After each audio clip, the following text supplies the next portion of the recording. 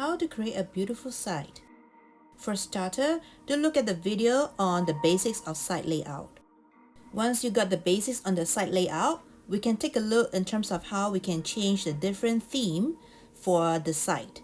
Go to settings and go to change the look. When you click on theme, you'll be able to see all the various themes that have been preset either by your company or existing within SharePoint, and you can toggle between the different themes to see how your site would look. Select one that best suits your site's needs, and if needed, you can always come back here to change the theme accordingly. Inside header, this is where you can select the layout for the header of your site. I would recommend standard or compact. That will make the site look visually appealing. Another important area in header is where you can upload your site logo. A little tip, you can go to canva.com, which is a free resource that you can use to design your logos.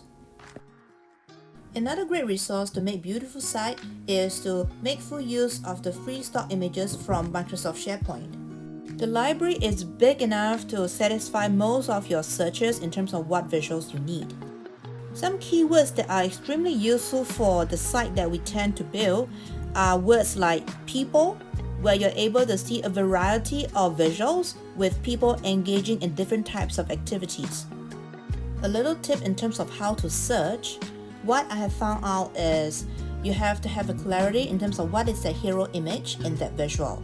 Usually when you include keywords that is like a noun, verb, or adjective, like for example I've used discussion and shopping, you'll be able to pinpoint exactly the type of visuals that will satisfy your needs.